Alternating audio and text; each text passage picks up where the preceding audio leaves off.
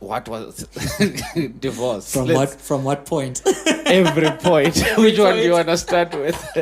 How did divorce affect your business? How did divorce affect you personally as a person or as a man?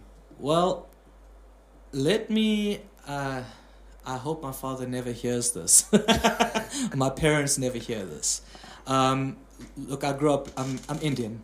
All right, and my parents were really focused on academics and this, and you find a good job and like that kind of stuff, you know. But they never taught me much about relationships.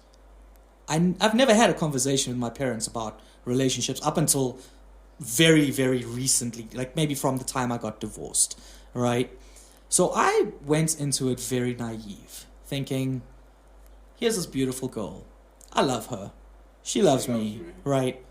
What more is there? Right? Yeah. I'm 24 years old. I'm sorry if you're 24 years old and listening. You don't know everything. You don't.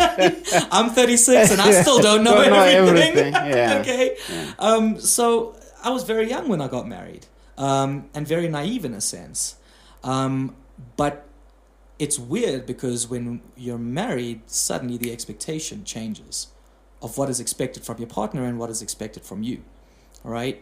And like I said to you, you know, I was selling pots and pans and T-shirts and shoes and all this behind my wife's back because I'm like, yes, I said that you have to provide. I told this lady I'm going to leave work now and, you know, she's going to hold that. So I have to. So I had to.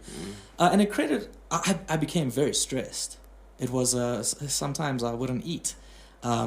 Sometimes I couldn't even talk. You know, that's the shy, quiet, inward, just in my own zone. And the depression as well. Yeah. It was bad. It was bad. But we tried and we pushed, and things got better.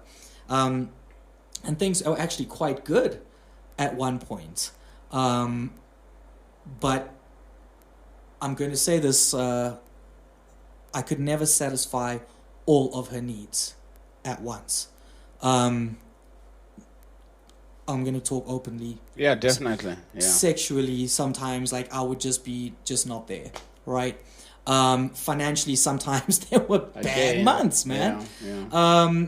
You know, I don't know how else, but there were lots of things that she felt that I was lacking in, right?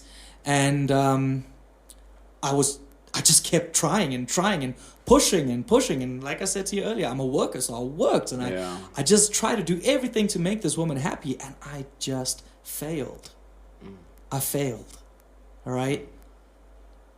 And it's okay. It's okay. It's okay, because she failed too. True. Right? True. Because there were things that I was asking of her that she couldn't or didn't want to. Let me say it like that, because that also happened on my side. There was things that I was probably capable of, but I didn't want to put myself in that situation, right? Yeah. And vice versa for her.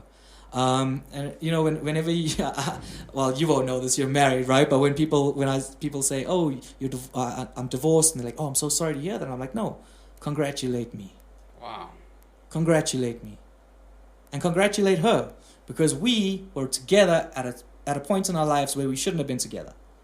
And maybe even now, we probably might not come to the same understanding, all right? That's long over and stuff. Yes, but there is no remorse, no bad feelings.